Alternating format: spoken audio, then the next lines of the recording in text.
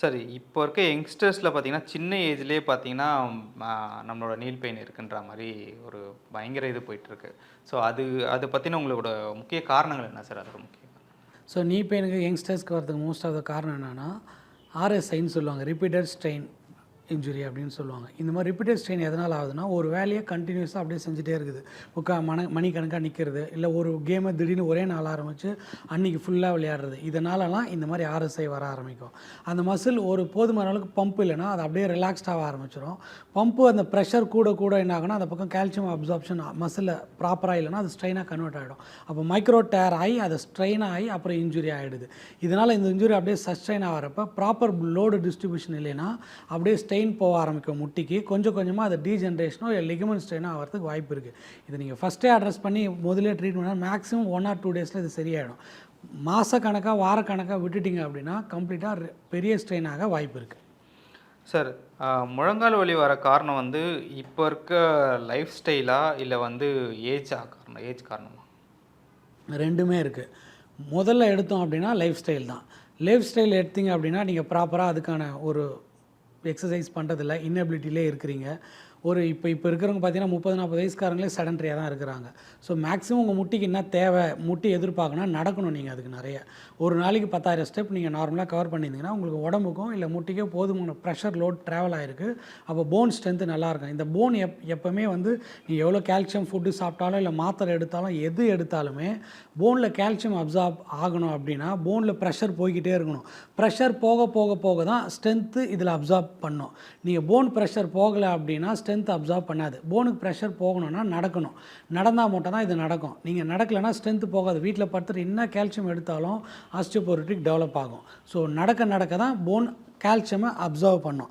So அப்போ நீங்கள் இதில் இப்போ ஏஜ் ஆகுதுன்னா ஹார்மோனல் இம்பேலன்ஸ்னாலையோ மெட்டபாலிக் சேஞ்சஸ்னாலேயோ ஆட்டோமேட்டிக்காக போனில் கால்சியம் அப்சார்ப் கம்மியாகும். அப்போ நீங்கள் எவ்வளோக்கு நடக்கிறீங்களோ இந்த கால்சியம் அப்சார்ப்ஷன் அது கொஞ்சம் கொஞ்சமாக மேனேஜ் பண்ணி நல்லா போனுக்கு கொண்டு வரும். இது கொண்டு வர என்ன ஆகும்னா டீஜென்ரேஷன் கம்மியாகும்.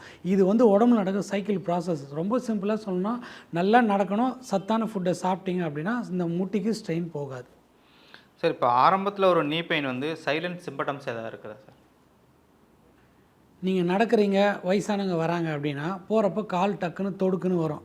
ஒரு மாதிரி கீழே உழுகிற மாதிரி ஒரு ஸ்டெப் கிரியேட் ஆகும். இதுதான் நீ டீஜென்ரேஷனுக்கான முதல் அறிகுறி. இதை நீங்கள் சாதாரணமாக எடுத்துகிட்டு இருப்பீங்க. அதுக்கப்புறம் கொஞ்சம் நாளைக்கு அப்புறம் ஒரு வலி மாதிரி ஏதோ வர ஆரம்பிக்கும். கொஞ்சமாக என்னால் படி ஏற முடியல, பாத்ரூமில் உட்காந்தா எழுந்துக்க முடியல, கீழே உட்காந்து எழுந்துக்க முடியல, சேரில் உட்காந்து எழுந்தாலோ இல்லை உட்கார்றப்போ வலிக்குது, இந்த மாதிரி சிம்டம்லாம் டெவலப் ஆக ஆரம்பிக்கும். இதை இனிஷியல் ஸ்டேஜில் அட்ரஸ் பண்ணி ட்ரீட்மெண்ட் எடுத்திங்கன்னா ட்ரீட்மெண்ட் ரொம்ப சிம்பிளாக முடிஞ்சிடும். பெரிய ப்ரொசீஜர் தேவைப்படாது. இன்கேஸ் நீ வந்து ரொம்ப தேஞ்சிருச்சு, ஒரு முட்டி இன்னொரு முட்டியில் உட்காந்துருச்சு ஸ்பேஸ் இல்லாமல் அப்படின்னா இது சிவியர் ஆத்தரைட்டிஸாக கன்சிடர் பண்ணுவாங்க. ஏன் சர்ஜரி லெவலில் கூட போகும். எப்போ ஒரு முட்டிக்கு சர்ஜரி தேவைப்படும்னா சிவியராக முட்டி ஒன்றோட ஒன்று இறங்கி பவுனி ஃபுல்லாக டெவலப் ஆகிடுச்சுன்னா வேறு வழியில் நீங்கள் சர்ஜரி பண்ணி தான் அதை சரி பண்ணணும். இதுவரையும் விட்டுட்டு அதுக்கப்புறம் எனக்கு இப்போ சரி பண்ணி கொடுங்கன்னா ரொம்ப கஷ்டம். இந்த மாதிரி போகிற கேசஸ் இப்போ நிறையவே பார்க்குறோம் நாங்கள். ஸோ எந்த பெயினாக இருந்தாலும் நீங்கள் அதை முதலே அட்ரஸ் பண்ணிங்கன்னா பெரிய லெவல்லேருந்து உங்கள் பாதிப்பை நீங்கள் குறைக்கலாம். Okay sir. உடல் எடை வந்து அதிகரிப்புனால முழங்கால் வலி வந்து வருதா? அது ஒன் ஆஃப் த மெயின் ரீசனாக கன்சிடர் பண்ணுறாங்க. இப்போ நீங்கள் வந்து அதிகமாக இருக்க உடல் எடை இருந்துச்சுன்னா நடக்கிறத கம்மி பண்ணிவிடுவீங்க இன்டெரக்டாக. நடக்கிறது கம்மியாச்சுன்னா போன் வீக்காக ஆரம்பிச்சிடும். போன் வீக் ஆச்சுன்னா மேலே இருக்கிற ஓவர் ப்ரெஷர் தாங்க முடியாமல் கொஞ்சமாக ப்ரெஷர் அப்படியே கீழே இறக்கி அந்த முட்டியில் என்ன பண்ணணும், அந்த டீஜென்ரேஷனை க்ரியேட் பண்ணணும். டீஜென்ரேஷனை க்ரியேட் பண்ணி அது கொஞ்சமாக ரணமாக மாதிரி பேஷண்ட்டுக்கு சிவியர் பெயின் ஆரம்பிக்கும். அப்போ என்ன பண்ணுவாங்க, டாக்டர் போனோடனே நீங்கள் இதுக்கு நடந்தால் தான் உங்கள் வெயிட்டை குறைக்க முடியும்னு சொல்லுவாங்க. எப்படி நடக்க முடியும்? நீட் டீஜென்ரேஷன் ஆகிடுச்சு, ஹெவி வெயிட் ஆகிடுச்சு, ஆட்டோமேட்டிக்காக சிவியர் ஸ்ட்ரெயின் ஆகிடும். ஸோ இது எல்லாமே ஒரு பெரிய சைக்கிள் தான். நீங்கள் எப்போ உங்களுக்கு வெயிட் ஜாஸ்தி கூட ஆரம்பிக்கிறதோ நீங்கள் அப்போவே அதை குறைக்க ஆரம்பிச்சிங்கன்னா அப்போ நீ பெயின் இல்லாமல் பார்த்துக்கலாம். ரொம்ப நேரம் நின்றுட்டே வேலை செய்கிறாங்கல்ல சார், அதனால் கண்டிப்பாக நீ பெயின் வருமா? ஸோ ரொம்ப நேரம் நின்னா நீ பெயின் கண்டிப்பாக வரும். அது நீ பெயினால் இல்லை, மசில் பெயினால் வருது. உங்கள் மசில் தான் ஓவர் ஆக்டிவிட்டியாக அதை எடுத்துகிட்டு ஒரு மாதிரி நல்லா பெயின் கொடுக்க ஆரம்பிக்கும். அப்போவே நீங்கள் எது உட்காந்தாலோ இல்லை கால் மைல்டாக மேலே கீழே புஷ் பண்ணாலே அது சரியாயிடும். ரொம்ப முடியல கிராம்ப் மாதிரி ஆயிடுச்சுன்னா எலக்ட்ரால் குடிச்சுன்னா அது ரிலீஃப் ஆகிடும் அன்றைக்கி டேட்டுக்கு. இதை மீறி வயசானவங்களுக்கு இல்லை டீஜென்ரேஷன் ஆகிறாங்க ரொம்ப நேரம் நிற்கிறாங்கன்னா கண்டிப்பாக இது நீ பெயினாக மாறுறதுக்கு வாய்ப்பு இருக்குது. ஒரு சில பேஷண்ட்டுக்கு பெட்டலா ஷிஃப்ட்டுன்னு சொல்லுவாங்க. இந்த கேப் போன் என்ன ஆகுனா ஒரு இடத்துல இன்னொரு இடத்துக்கு ஷிஃப்ட் ஆகிடும். இந்த மாதிரி பேஷண்ட்டுக்கு முட்டிக்கு வலி வர ஆரம்பிக்கும். ஸோ நீங்கள் வந்தீங்கன்னா தான் அதை செக் பண்ணி என்ன ப்ராப்ளம்ன்றது நான் எங்களால் சொல்ல முடியும். இப்போ தரையில் உட்கார்றது மடக்கி கால் மடக்கி உட்காரோம்ல சார், இது வந்து நல்லதா இல்லை கெட்டதா சார்? இப்போ கண்டிப்பாக மடக்கி உட்காரணும். சின்ன வயசுலேயே அதை பழகி நீங்கள் 70, 80 வயசு வரையும் உட்காந்துட்டே வந்தீங்கன்னா பிரச்சனை இல்லை. நல்லா கீழே நல்லா உட்காராமல் பழகிட்டு 20, 30 வயசுக்காரங்களே இப்போ முட்டி வலியில் அவஸ்தைப்படுறாங்க. எவ்வளோக்கு சின்ன வயசுலேருந்தோ இல்லை ஏஜ்லேருந்தோ மடக்கி உட்கார பழகுறீங்களோ அவ்வளோ நீ பெயின்லேருந்து வெளியே தள்ளி இருக்கலாம். எப்போ மடிக்காமல் நீங்கள் கொஞ்சம் கொஞ்சமாக பழகிட்டீங்களோ நீங்கள் ஆர் மோர் ப்ரோன் டு நீ பெயின். நீங்கள் ரெடி பண்ணி வச்சுக்கோங்க, நீங்கள் நீ பெயினுக்கு ரெடி ஆகிறீங்க அப்படின்னு சொல்லிட்டு. எவ்வளோக்கு முட்டியை மடக்கி உட்கார வச்சு உங்கள் முட்டியை பழகுறீங்களோ அவ்வளோ தூரத்துக்கு நீ பெயினை தள்ளி வைக்கலாம். ஸோ நீங்கள் இந்தியன் டாய்லெட் யூஸ் பண்ணுங்கள், கீழே உட்காந்து எழுதுங்க. முட்டி வலி இல்லாதவங்க, முட்டி வலி இருக்கிறவங்க சரி பண்ணிக்கிட்டு அப்புறமா இதெல்லாம் செய்யுங்க. முட்டி வலி வச்சுட்டு நான் எப்படியாவது இப்போ சரி பண்ணிப்பேன்னு கீழே பண்ணிங்கன்னா ஓவர் ப்ரெஷர் டீஜென்ரேஷன் ஆகி முட்டி வலி ஜாஸ்தியாக வாய்ப்பு இருக்குது. சார் இப்போ உள்ள ஜென்ரேஷன் வந்து இப்போ பெண்களுக்கு வந்து அதிகமாக வந்து நீ பெயின் வர காரணம் என்ன சார்? மெயினாக ரீசன் என்னென்னு பார்த்தீங்கன்னா, லேடிஸ்க்கு நீ பெயின் வர்றதுக்கு ஹார்மோனல் சேஞ்சஸ்னாலையும் எக்ஸஸாக வெயிட் போகிறதுனாலையும் தைராய்டு இஷ்யூ வர்றதுனாலையும் இந்த 3 தான் நீ பெயின் ஒன் ஆஃப் த ரீசனுன்னு சொல்கிறாங்க. பட் நீங்கள் எல்லாத்தையும் அட் அ டைமில் மொத்தமாக சரி பண்ண முடியாது. ஒரு பிரச்சனை வந்துச்சுன்னா அதை முதலே நீங்கள் பாடியில் அட்ரஸ் பண்ணி அதை சரி பண்ணிக்கிட்டிங்கன்னா இந்த மாதிரி பெரிய பெரிய பிரச்சனையை அவாய்ட் பண்ணலாம். எனக்கு நீ பெயின் வந்துருச்சு அப்படின்னா உடனே நீங்கள் பயந்துக்க வேணாம். நீங்கள் பார்க்க வேண்டியது முதல் நாளாக மைனர் ஸ்ட்ரெயினா இல்லைனா வேறு பிரச்சனைனால அந்த நீ பெயின் வருதா, எக்ஸஸாக வந்து ஓவர் பாடி வெயிட் கூடிருச்சு, ஹார்மோனல் இஷ்யூ சேஞ்ச் ஆகிருச்சு, அப்போ நீ பெயின் வந்து அப்போ கரெக்ட் பண்ண வேண்டியது முதல்ல நீ பெயினை கிடையாது, உங்கள் ஹார்மோனல் ப்ராப்ளத்தை சரி பண்ணிவிட்டு பாடி வெயிட்டை சரி பண்ணிவிட்டு அப்புறமா நீ பெயினை சரி பண்ணால் பெட்டராக இருக்கும். Okay sir. Vitamin D calcium குறைபாடு வந்து நீ பெயினுக்கு காரணமா சார்? கிடையாது. விட்டமின் டினால் நீ பெயின் வரும், நீ பெயினால் விட்டமின் டி குறைபாடு வராது. இப்போ விட்டமின் டி கம்மியாயிருச்சு அப்படின்னா அப்போ அங்கே என்ன உங்களுக்கு ஆகுதுன்னா கால்சியம் உடம்புல சரியாக வேலை செய்யலை அப்படின்னு அர்த்தம். ஃபஸ்ட்டு பெஸ்ட்டு ட்ரீட்மெண்ட் என்ன அப்படின்னா உடம்புல சன்லைட் படணும். சன்லைட் படலை அப்படின்னா விட்டமின் டி சரியாக சிந்தசிஸ் ஆகலைன்னா போனில் சரியாக சேரலை அப்படின்னா அப்போ நீ பெயினை கண்டிப்பாக காமிச்சிடும். ஸோ விட்டமின் டி குறைபாடு வந்துச்சு பிலோ 10 கீழே இருக்குது அப்படின்னா கண்டிப்பாக உங்களோட டாக்டர் அட்வைஸ் தேவையோட அதுக்கு சப்ளிமெண்ட் எடுத்து 50 கொண்டு வந்துட்டு அப்புறமா சன்லைட்டெல்லாம் காமிச்சு அப்புறம் நேச்சுரல் கொண்டு போகலாம். 10 கீழே வந்துட்டு நான் நேச்சுரலாக கொண்டு போகிறேன்னா அது முடியாது. ஃபிசியோதெரப்பி மூலமாக வலி எப்படி சார் கண்ட்ரோல் பண்ணுறதுக்கு, முழங்கால் வலியை கண்ட்ரோல் பண்ணுறதுக்கு எப்படி சார்? ஸோ நீங்கள் நீ பெயின் வந்துருச்சு, நீங்கள் பேசிக் ஃபிசியோதெரப்பி நியர்பை எங்கே போனாலுமே IFT, ultrasound, exercise, stretching exercise, strengthening X கொடுத்து அப்பயே சரி பண்ணிக்கலாம். கிரேட் 4க்கு மேலே போயிடுச்சு, பேசிக் ஃபிசியோ உடம்புல பண்ணியும் கேட்கல அப்படின்னா கண்டிப்பாக ஒரு எக்ஸ்பர்ட்டோட கேரு இல்லை ஒப்பீனியனோ தேவை உங்களுக்கு. இப்போ நீ பெயினுக்கு வந்து இன்ஜெக்ஷன் ட்ரீட்மெண்ட் போகிறாங்கல்ல சார், அது சேஃபா? இன்னும் இன்ஜெக்ஷன் இருக்குங்க, ஸ்டீராய்ட் போடுவாங்க, உங்கள் பிஆர்பி பண்ணுவாங்க, அந்த மாதிரி வெரைட்டிஸ் ஆஃப் இன்ஜெக்ஷன் இப்போ நிறைய போடுறாங்க. எது பண்ணாலுமே ஒரு எக்ஸ்டர்னல் ஃபோர்ஸ் உங்கள் உடம்புக்கு கொடுக்குறீங்கன்னா அது பாடிக்கு ஹார்ம்னா 10லேருந்து ஒரு 60% கேஸுக்கு. யாருக்கு எப்படி சரியாகும்னு சொல்ல முடியாது. நீங்கள் இனிஷியலாகவே அதை சரி பண்ணிக்கிறத விட்டு பெரிய பிரச்சனையை ஆக்கிக்கிட்டு அதுக்கப்புறம் இந்த மாதிரி காம்ப்ளிகேட்டடான ட்ரீட்மெண்ட் எடுக்கிறது அவாய்ட் பண்ணணுன்றது என்னோட அட்வைஸ். Okay sir.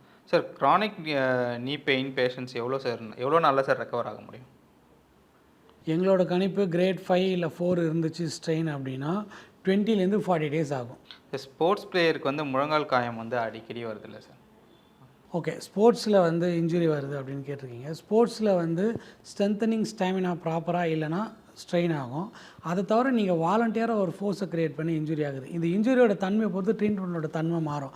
எந்த ஸ்ட்ரக்சருமே கம்ப்ளீட் இன்ஜுரி ஆச்சுன்னா கண்டிப்பாக அதுக்கு சர்ஜரி தான். மைனர் இல்லை பார்ஷியல் ஆச்சுன்னா நான் சர்ஜிக்கலாகவே ட்ரீட்மெண்ட் பண்ணி சரி பண்ணிக்கலாம். சார் இப்போ வந்து நீ பெயினை வந்து ப்ரிவென்ட் பண்ணுறதுக்கு இப்போ ரெகுலர் எக்ஸசைஸ் மாதிரி ஏதாவது பண்ணணும்னா என்ன மாதிரி சார்? ஏதாவது காஃப் ஸ்ட்ரெச் பண்ணோம், ஈல் ரைஸ், டோ ரைஸ் பண்ணணும், எப்போவுமே ஆங்கிள் பம்பன் மூமெண்ட் கொடுத்துக்கிட்டே இருக்கணும். ஸ்ட்ரெச்சிங் எக்ஸசைஸ் நீக்கானதை பண்ணிங்கன்னா பெரிய லெவலில் நீ பெயினை இல்லை நீ இன்ஜுரியை நம்ம தடுக்கலாம். ஷூ அண்டு ஃபுட்வேர் யூஸ் பண்ணுறதுனால முழங்கால் வலி வருமா? கண்டிப்பாக நிறைய வாய்ப்பு இருக்குது. ஹை ஹீல்ஸ் நீங்கள் போடுறீங்க இல்லை ப்ராப்பரான ஆர்ச் வந்து கவர் ஆகலை, இது 2 இருந்துச்சு ஃபுட்வேரில் மாடிஃபைடாக போடுறீங்க இல்லை தப்பாக போடுறீங்கன்னா நீ டீஜென்ரேஷனை கொண்டு போகிறதுக்கு வாய்ப்பு இருக்குது. ஸோ நீங்கள் உங்கள் ஃபுட்வேர் செலெக்ஷனோ இல்லை ஹை ஹீல்ஸ் போடுறப்ப இதை பார்த்து போடுறது எப்போவுமே சிறந்தது. Pain is not the problem, imbalance is, இந்த கான்செப்டுக்கு எக்ஸ்பிளைன் பண்ண முடியுமா? இப்போ நீங்கள் வந்து உங்கள் பாடியில் நடக்கிறீங்க அப்படின்னா ஒரு தப்பான ஐ ஹீல்ஸோ இல்லை ஆர்ச் கரெக்ஷனாவோ ஃப்ளாட் ஃபீட்டோ இருந்துச்சுன்னா உங்கள் இம்பேலன்ஸ் ஈல்லேருந்தே ஸ்டார்ட் ஆக ஆரம்பிச்சிடும். அதோட செயின் கிளாக் வீல் எப்படி சுற்றுதோ அந்த மாதிரி தான் கணுக்கால்லேருந்து முட்டு இடுப்பு ஸ்பைனுக்கு வரையும் இந்த காக் வீல் மாதிரி ஸ்பைன் ஒன்றோட ஒன்று லிங்க் ஆகிருக்கும் முட்டியிலேருந்து கீழே வரையும். இதில் ஏதாவது நடுவில் ஒன்று மிஸ் ஆச்சுன்னா முதல்ல எங்கே ஸ்ட்ரெயின் ஆகுதோ அங்கே ஆரம்பித்து முட்டிலேருந்து இடுப்பு பெயின் போக வரை வாய்ப்பு இருக்குது. ஸோ இம்பேலன்ஸ் இங்கே தான் ஸ்டார்ட் ஆகுது. இதை பேசிக்கை கரெக்ட் பண்ணி ட்ரீட்மெண்ட் பண்ணோமா அது சூப்பரான ரிசல்ட்டை எடுக்கலாம். ஸ்பைன் ப்ராப்ளம் வந்து ஒரு சைலண்ட் எபிடாமிக்னு சொல்லலாமா? Yes, of course. நீங்கள் இதை கரெக்டான விதத்தில் உங்கள் இண்டிவிஜுவலான உடம்பு நீங்கள் ஹெல்த்துக்கு ப்ராப்பரான கேரை கொடுக்கலைன்னா இது பெரிய எபிடமிக்காக மாறதுக்கு வாய்ப்பு இருக்குது. 10 இயர்ஸ்க்கு அப்புறமேட்டு இந்த ஸ்பைன் இஷ்யூஸ் வந்து எப்படி இருக்கும் அப்படின்றது. எஸ், இப்போ இருக்கிறது அடுத்த 10 இயர்ஸ்க்கு அப்புறம் டெக்னாலஜி நல்லாவே வளர்ந்துருக்கும். சேம் டைம் அதுக்கான டெக்னாலஜி யூஸ் பண்ணுறதுக்கான பேஷண்ட்ஸும் நிறைய கூடியிருப்பாங்க. ஏன்னா எவ்வளோக்கு எவ்வளோக்கு டெக்னாலஜி நிறைய இந்த சர்ஜரியில் கூடுதோ அவ்வளோக்கு எவ்வளோக்கு பேஷண்ட்டும் கூடுறாங்கன்னு அர்த்தம். இந்த கூடுறதுக்கான காரணம் முழுக்க முழுக்க பேஷண்ட்டோட லெத்தார்ஜியும் செடன்ட்ரி லைஃப் ஸ்டைலும் தான் காரணம். எப்போ இதை கரெக்ட் பண்ணுறீங்களோ அப்போதைக்கு நீங்கள் அந்த அளவுக்கு சர்ஜரி லெவலுக்கு போகாமல் இருக்கலாம். எப்போ நீங்கள் செடன்ட்ரியை கூட்டுறீங்களோ you are fit to get a surgery person அப்படின்னு சொல்லலாம். எங்கள் கிளினிக்கில் இந்த D9 தெரப்பியை வந்து பார்த்திங்கன்னா ஒரு சயின்ஸ் ப்ரூஃப் ரிசர்ச் பேஸ்டு ட்ரீட்மெண்ட்டாக கொடுத்துட்ருக்குறோம். இந்த ட்ரீட்மெண்ட் பார்த்திங்க அப்படின்னா ஈச் அண்ட் எவ்ரி இண்டிவிஜுவலுக்கு கஸ்டமைசேஷன் கேராக இருக்கும். ஏன்னா ஒரு சில இன்ஜுரிக்கு இப்போது 100 பேக் பெயின் எடுத்திங்கன்னா 100 பேக் பெயினுமே ஒரே மாதிரி பேக் பெயினாக இருக்காது. ரிசர்ச்சும் அதுதான் சொல்லுது. ஒவ்வொரு பேஷண்ட்டுக்கும் அப்போ ட்ரீட்மெண்ட்டோட தன்மை மாறும், ஒவ்வொரு பேஷண்ட்டுக்கும் டயக்னோஸ் மாறும். ஒரே மாதிரி ட்ரீட்மெண்ட் யாருக்குமே கொடுக்க மாட்டோம். ஏன்னா கொடுத்தனா ட்ரீட்மெண்ட்டு சேராது. அதை வச்சே தெரிஞ்சுக்கலாம் ட்ரீட்மெண்ட் ஃபெயிலியர் ஆகிறதுக்கு இது ஒன் ஆஃப் த ரீசன் அப்படின்ட்டு. ஈச் அண்ட் எவ்ரி இண்டிவிஜுவலுக்கான கேர் இதில் கிடைக்கும். இதுக்கான பக்காவான ட்ரீட்மெண்ட் என்னென்னா உங்கள் பேஷண்ட்டை நீங்கள் இனிஷியல் ஸ்டேஜ்லேயே இதுக்கு அப்ரோச் பண்ணுறப்ப சர்ஜரியை அவாய்ட் பண்ணலாம். சர்ஜரினா ஒரு பெரிய இதுவான்னு கேட்டிங்கன்னா அது சர்ஜரி பண்ணுறது பெரிய விஷயம் இல்லைங்க. அதுக்கான வர காம்ப்ளிகேஷன் ஒன்று இருக்குது பாருங்கள். இன்னி வரையும் வர காம்ப்ளிகேஷனுக்கு 100% யாராலையும் ஷூரிட்டி கொடுக்க முடியாது. சர்ஜரி பண்ணால் இந்த காம்ப்ளிகேஷன் வராதுன்ட்டு. ஆனால் நீங்கள் தெரப்பட்டிக்காக எந்த ட்ரீட்மெண்ட் பண்ணாலும் 100% சொல்ல முடியும் காம்ப்ளிகேஷன் கிடையாதுன்ட்டு. இதில் தான் இந்த D9 தெரப்பி வேறுபடுது. ஸோ நீங்கள் 100% நம்பி எடுக்கலாம் D9 தெரப்பியை.